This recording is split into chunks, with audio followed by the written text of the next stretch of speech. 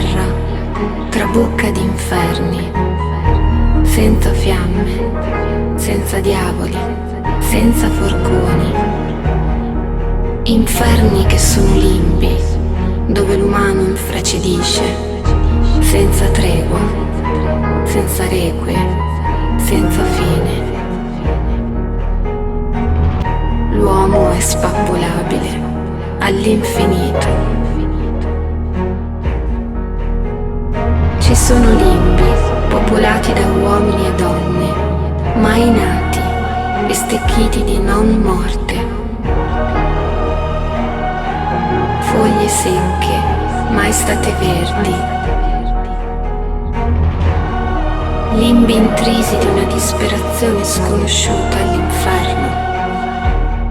La disperazione dell'apatia.